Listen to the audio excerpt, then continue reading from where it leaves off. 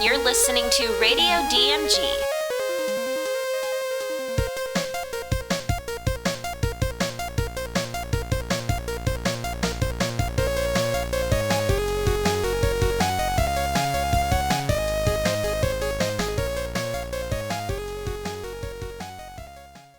Welcome back to Area DMG. I'm your host, Philip Wesley, the Mile High Mouth, and today I'm going to talk to you a little bit about why I look so tired. Ugh. I look tired because I was staying up to find out about Nintendo's quarterly report for the fiscal year 2016. That's from April 1st, 2016 to March 2017, right? And, it was kind of a doozy. Let's start with the good news. The good news. Well, Mitomo is doing okay. They decided to go ahead and announce what their next apps are going to be about. Fire Emblem and Animal Crossing are coming to phones, and because Mitomo isn't exactly the most aggressive at taking money from you, you can almost bet your bells that the new Animal Crossing will do exactly that. And the new Fire Emblem will, seriously, there's so many different ways they can monetize that are just gross and inhuman. And there are people who are just going to be like, they're what marketing calls whales, who will spend that money for that. And that's sick, but I can imagine the investors really, really like that. A couple other things Nintendo announced.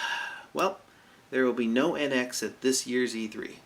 The NX will be shipping worldwide in 2017 in March. So they've delayed it, I guess, from 2016. Not launching in 2016. It'll launch in 2017. And one of the first games to launch with it, alongside who knows how many other types of games, will be The Legend of Zelda. The new Legend of Zelda game for the Wii U is also getting an NX version, and they're both launching at the same time. So The Legend of Zelda for the Wii U has been delayed. This is kind of what happened with, say, The Legend of Zelda Twilight Princess, where they decided to delayed it on the GameCube to launch it at the same time on the Wii, and then eventually they released it on the Wii U. Kind of weird how that happened. But yeah, so that's happening to the new Legend of Zelda game. And people have just because there's another thing that Nintendo announced. They announced that at Nintendo's booth this year at E3, they will only have one playable game on the show floor for the general audience to play. And that will be the new Legend of Zelda for Wii U. I think this is because, I remember when they did Twilight Princess, and that was ridiculous to get through. The lines were terrible. There was about, I think, 8 kiosks, and it was a pretty immersive little experience. It was like going through a little castle area, and you could play a couple dungeons here and there, and it was pretty nicely set up, but it is cramped, and it took forever to get through. In fact, I didn't actually wait in line the second time I went through and watched it, because I was like, hey, I have a media badge. And they're like, oh, so you're not general attendee. Sorry about that. And we skipped the line. And it was fantastic. Because that's what media does at E3. We skip the lines. If you're media and you're standing in line or complaining about standing in line, you're not media. I'm sorry. Get yourself your business license. Get yourself your bylines. Get yourself all the legitimacy of it. Or go home. Because otherwise you're just a general attendee. Anywho. What they did is they just did that. So Nintendo said this year the only playable game that they're presenting at E3 in their booth for general attendees to play will be The Legend of Zelda. Which means everything else will be behind a velvet rope policy, meaning Treehouse is going to be streaming out a ton of stuff, but will the general public get to play it? No. Will a lot of people get to play it? No. Only people that Nintendo wants to play it or check it out will get to play it and check it out, because they've decided they're going to build a wall between the pretty much here's Legend of Zelda Land, pretty much, and all these little things showing off trailers and such of our stuff. And then here behind the velvet rope up into the area where the nice cafeteria is with the good donuts, is all the other stuff, because they'll be streaming and putting that out there for people to check out. Which also means that this is Nintendo being more proactive about what E3 actually is. E3 is a press event and a media event, and it used to be more about hobnobbing and getting out there so that you could be like, hey, this is my game, can you guys take a look at this, we want you to publish this. It used to be about developers and publishers. And since they kicked out like 90% of Kensha Hall and a ton of Korean developers, E3 is a lot less than that. If you don't you have like a couple things where you're like, oh yeah, here's 5 companies from India. There used to be like 90 companies from India. There used to be a lot more companies at E3. There used to be a lot more there. It used to be more about making those connections between people. Now it's more or less like, what's their press conference going to be? What will the general public, who really are there to play these things, and they're like, hey, I went to E3, what will they think of it? Nintendo is kind of cutting out that middleman and being like, okay, we're just going to demonstrate these games to our general public at other events that are more open to the public. In other words, they're buying up more space in PAX. They're going to your local conventions. Every convention has a game room of some sort, and they're going to go to those. They're going to be more proactive about that. They actually have an upcoming Pokemon Mall tour. Simon Malls and Pokemon Company are working on something. I don't know if it's all finalized yet, but there will be like another Pokemon Mall tour for Pokemon Sun and Pokemon Moon. There will be events, and Best Buy will have some events for the NX and other items. So yeah, no NX stuff there, and the only playable game by the by the general public will be The Legend of Zelda. Okay then. Do you know why? Because there's a whole bunch of other stuff that has to happen between that. There's a whole bunch of other ways they can get this out to people. Why do you think GameStop has their own little events? Because Nintendo's marketing no longer revolves around E3. It's not one show. There's still tons of other shows that Nintendo will be at, other events that Nintendo can control.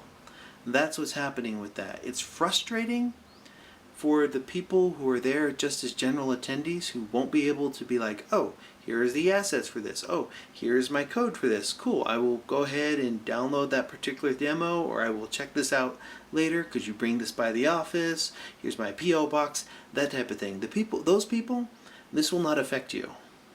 The general attendees at E3, this will affect you.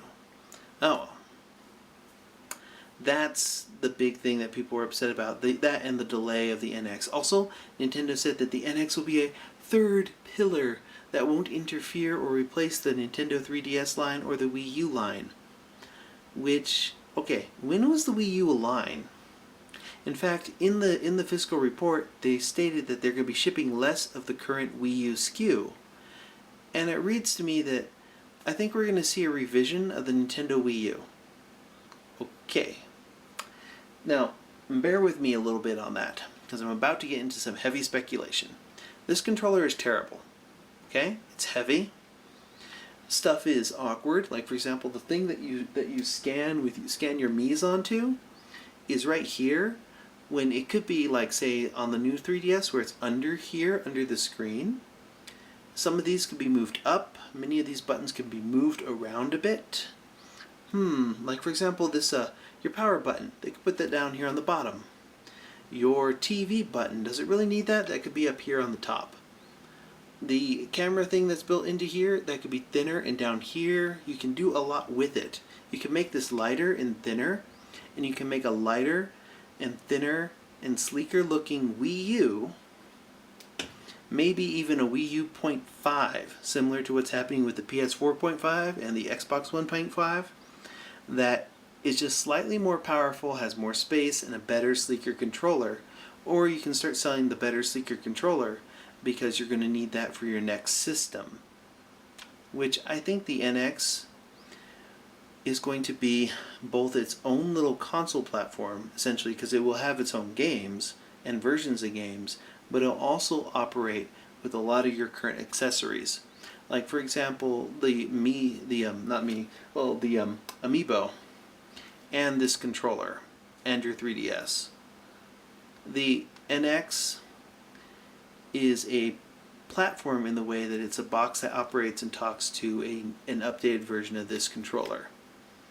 And the special part about this controller, if you want my speculation, I think that the NX is going to operate with this controller because you're going to be able to do one more feature with the new controller. You're going to be able to be like, oh, you're going to be able to remove the screen. You're going to be able to pop the screen up and pop that screen into something else. It's kind of like, you can be like, doop, and you can move this elsewhere. This can operate on its own apart from the rest of the controller, and it will talk to that. The screen will talk specifically to the controller, which talks specifically to the NX, and the NX platform itself will also talk to other devices because it can stream to them. You see what I'm saying with that? But mostly you'll have like a part of that controller that just lifts up and out so that you can slide it into something else. That's my speculation for that on the NX. I'm looking forward to seeing what it is, but my speculation is that the NX platform with its specific controllers is more or less based around a controller with a removable screen that slides into something else that has its own equipment that it talks to.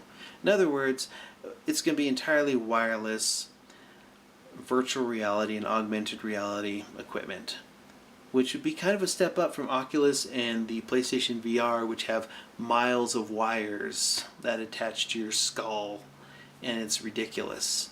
Whereas this thing, you have the screen talking to the controller talking to the unit, done.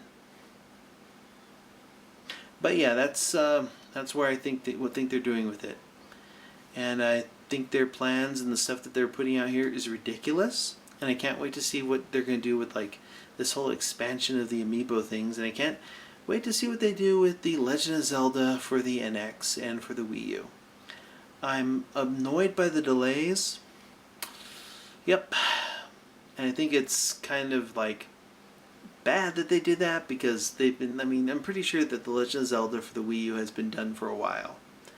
And I think people were looking at this expecting some type of crazy good news, but instead they got, well, you have final confirmation of a worldwide launch, which will now include China most likely, which is surprising. It means that they have to actually build up a good amount of stock. I'm thinking part of this delay might also have to do with that. They want to do a worldwide launch, you have to have enough units to launch worldwide. So you have to cut the production of your current SKUs to go to smaller SKUs that use less parts, so that you can use... So you see what I'm saying? You know how we had the Wii Mini? When they slightly after they stopped selling the normal Wii? We're going to end up with like a Wii U Mini type thing, and then a newer controller for which will work with the Wii U, because they intend to sell a lot of accessories. Their biggest things this year are going to be accessories and Amiibo. That's where they expect to make a lot of money before the launch of the NX. So how do you sell new accessories? New controller. New revisions. New colors of new 3DS XLs. Maybe we'll finally get the little black new 3DS out over here. Bundles and such. I'm just looking at it, I'm like, okay, I have a ton of games I need to play this year. There's Corpse Party, I'm not done with Stellar Glow, I'm still in the middle of Hyrule Warriors, I'm playing through Bravely Second, there's Dragon Quest VII, Dragon Quest VIII, Shin Megami Tensei Apocalypse. It is ridiculous. There are so many games coming out that I need to play through, and many of them are like, we're talking 50, 60 plus hours, and that's before Etrian Odyssey 5. That's before the new Story of Seasons. So my year's already packed. I'm okay with the NX being delayed. But what are your thoughts on it? What do you think the NX is actually going to be? Why are you mad about this delay? I mean, I'm a little irritated by it, but I'm also like a little relieved by it because I'm like, oh, my backlog, you know? Tell me in the comments below. Let me know in the comments below. Hit that like button if you agree with me. Hit that like button if you disagree with me. Hit that subscribe button if you want to hear more of my crazy ramblings about stuff. And Until the next video comes out, you are now caught up.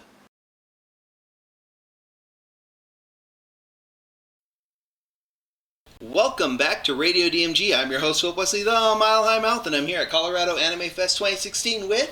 Kieran Strange. How's it going?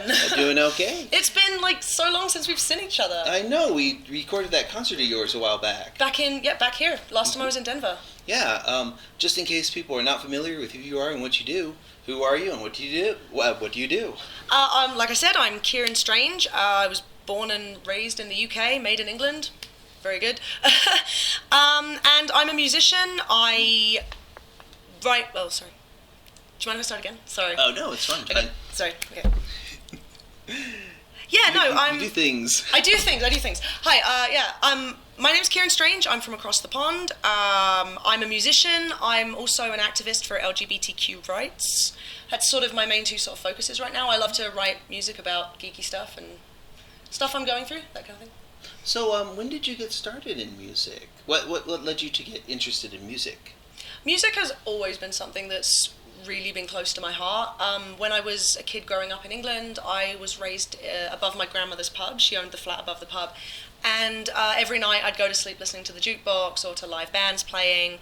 My family, while they're not, they don't pursue instruments or writing music or anything like that, they do appreciate music. They're very big connoisseurs of music. So I grew up with Top of the Pops and everything on TV, and my dad playing music on Saturday and Sunday mornings, just waking up to that. So music's always been a really big influence on my life, especially when I was a teenager. Finding myself, I relied a lot on music to sort of say the things that I couldn't say. So, any particular artists? Yeah, when I was a teenager, My Chemical Romance were a really big influence. Linkin Park, lots of stuff that had sort of darker, grittier lyrics. The Used, really good. My dad listened to a lot of like Depeche Mode, Spandau Ballet, that kind of stuff. So I got into a lot of 80s stuff as well. Bowie is a huge influence. So that was pretty rough this last couple months. Since We've it's lost happened. a lot of people in music recently. Yeah, Lemmy and Bowie, and oh man, it's been brutal. Bowie, I cried for days. I didn't stop crying for about 3 or 4 days when I found out about Bowie. Then Alan Rickman so close to it. Oh, I know, and then Alan Rickman, and what's going on? 2016 sucks so far. We got to make it better. We got to do something about this. It's like people in music stop dying. Yeah, please. We implore you that. See, We'll start Kickstarter for it. I'm 27 this year, so I've got to be careful. Because there's the 27 Club. So I got to make sure I avoid that. Got to make it to my 28th birthday. Yeah, avoid all the heavy drinking and driving, right? And the drugs and the cocaine and all that. Well, I don't do that anyway, so that's good. I very seldom drink on tour, actually. It affects my voice too much. So I'm that boring person who sort of doesn't drink. Like, I don't need drink tickets. It's all good. I grew up above a pub. I've done my drinking. I did it when I was 5. It's all good. That kind of sounds like a Harry Potter type thing. It's like, I grew up under the stairs or above the pub. Right? It's like, and my mom is like super Molly Weasley as well. Like, if you meet my mom, she like is Molly Weasley. It's hilarious. She even knits. It's really cute. And like a ton of kids? Oh. No, actually, just me and my brother, and then my sister as well. So there's the 3 of us, I'm the oldest, so I was the test for everything. The one that does it. Yeah, it's like pretty much like, oh well, this didn't work with that, so we'll be nice to this kid. Yeah, we'll be nicer to this one now.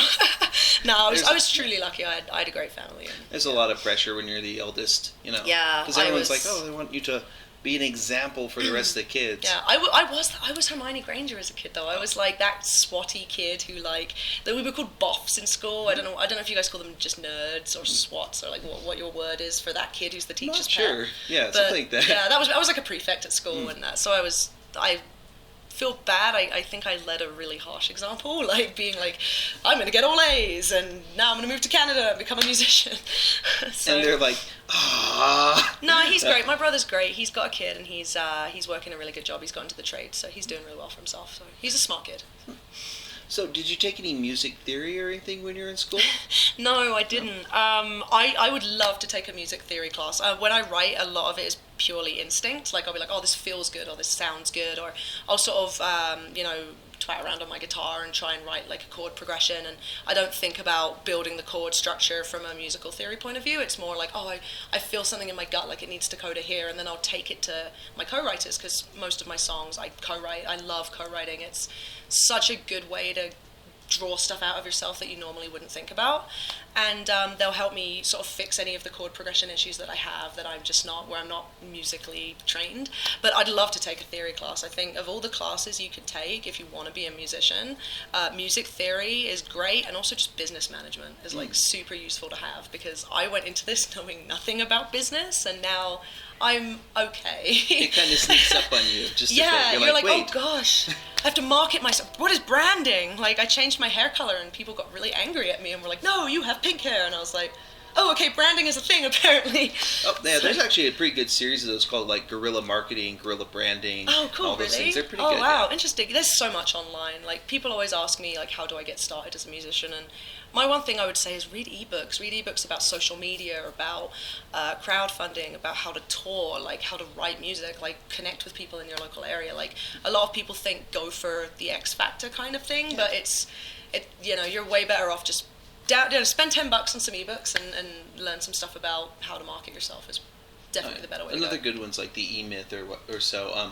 Some other one thing about marketing and such is marketing. The other flip side of marketing is activism, and I heard you're starting something recently. Yeah, I stumbled into it because I've always sort of had I've always not really known what's going on with myself gender-wise, and I came out as at the time bisexual, but now I believe pansexual when I was 14. So I never really looked at the LGBTQ plus community as like, oh, I should get involved in this because blah blah blah. It was more I need to be involved in this. Like, it felt wrong to sort of hold back on that and not be myself. I felt like I would get up on stage and be like, oh, be yourself, but I wasn't practicing what I was preaching. And this winter has been, and this last year, 2015, has basically been the year of finding myself and really trying to find out like what's different about me. And through that I discovered that yes, I am gender fluid, leaning more male, don't know which pronouns I want to use, so right now I'm using she and he. I plan on going to counseling and figuring some stuff out, but through that I realized that I wanted to help sort of give back to the LGBTQ community and really focus on doing something that is good. Like, I'm put in front of hundreds of kids on stage and with a microphone in my hand. Like, what better opportunity is there to be an activist? Yeah, it's kind of like when we were growing up, kind of like the old big sister, big brother type thing. Yeah, totally. Where when you're in that community, you realize, hey, there are people who are newer to this community. Yeah. I'm just here. I have to set an example for the people who are just entering this thing. And also I learned so much. Like, I mean, I'll get more onto the project that I started in a second, but I've learned so much just through, I've run some panels, some LGBTQ plus panels at conventions, and from the people who come in, I learned so much about myself or about other lifestyles, because I'm still learning too, and I think it's really important for us as activists to say, well, I don't know everything. Like, we're still discovering everything. I don't know what I am or who I am. I don't really know much about polysexuality or open relationships, that kind of thing. Like, I'm not very educated on that. So if I meet people who are in open relationships, I like to sit down and be like, do you mind educating me? Like, tell me, like, and teach me. And you have to have a safe space to be able to ask those questions. Totally, because sometimes people get really upset when you're like, well, I don't want to tell you about this personal thing, and you have to be careful about it's so easy. I mean, the information part is the hard part. Yeah, and the word trigger gets thrown around a lot, but it is something we do need to address. And while I don't, nobody really has the ability or the right to go through life trigger free, we're all going to be triggered at some point, and it's sort of the way we deal with those triggers. But transgender people have so many triggers. Like, when we're all different, we all get triggered by different things. I knew a trans woman who was very triggered by me asking about her, the gender she was born as, the sex she was born as, and it's different for every trans person. Some trans people are totally cool. I'm totally cool with talking about where I came from because I feel like it's still a part of me. But some people don't want to talk about it, so it can be very difficult for them to be asked questions about their transition or what they're doing or what being transgender is, and to be asked questions that might be a little grating. Like, and when allies are coming in and everybody wants to help, like, everybody who wants to be an ally doesn't want to offend anybody. That's the bottom line, is no one wants to offend somebody. But it's going to happen because when allies are coming in and they're new, they don't know the proper linguistics, they don't know, there were a bunch of words I didn't realize I shouldn't be using. It's like the the like dwarf and the Yeah, other one, a midget the midget, and yeah, little like, person, and there's so many stuff different like that, yes. terms. And for me, the big thing I wanted to do was I wanted to create something. There's two main goals I wanted to create with LGBTQ plus community and the nerd community and the convention community, because there's so much crossover between the two, which I think is a lot to do with the fact that the nerd community is super accepting, and cosplay is such a great way to test out dressing as your preferred gender and your actual real gender. So to me, it was a no-brainer that there needs to be somewhere for LGBTQ plus nerds. Like we need a thing, and there's things out there, but I wanted to start one that I could promote at conventions. And you know, I'd meet someone in Portland and be like, oh, you love my friend Chris from Indiana or something, and I'd want to put the two together. So I started the Kaleidoscope Project, which you can find on Facebook, and it's basically, it serves two purposes. One is to inspire and support and encourage people who are maybe transitioning or thinking about transitioning or questioning. Questioning is like a really big part of it as well, right? Because you don't know. Like, a lot of this is us finding out and experimenting and deciding what we do and don't like, and having a support group who have been through the same thing. I mean, for me, talking to other people who are either F to M, or which is female to male, or who are gender fluid but don't want to say that they're F to M, like, it's good for me to kind of talk to both and get an idea of where I might sit. And the second one, which, like you said, creating a space for allies, I wanted to create somewhere where allies could ask questions. Because allies are going to ask questions, and I've done it. I've offended people. Like, I've accidentally offended someone. One of the questions we got asked was, I think the phrasing was a man trying to become a woman. And, you know, we gently explained, like, we don't refer to it as this because then we explained why it was disrespectful, and he was really grateful that we had explained it. And, you know, if he'd been screamed at by somebody, then he might go, well, it's the F you, I don't want to help you out. That doesn't build a positive relationship with that. And speaking of positive things, what do you think so far about Colorado Anime Fest 2016? Oh man, I love it. You know what? The amount of people I've seen walking around, and I've just been like, you know, because when I see attendees, I'm like, oh, how's your con going? And they're like, it's really good, I love it. And I'll be like, it's amazing, I can't believe it's a first year con. And people have gone, it's a first year con? I know, there's this great energy about it, really, right? I mean, I got here on Thursday and I was in a down place. I wasn't feeling good, and I was like, how am I going to get through this weekend?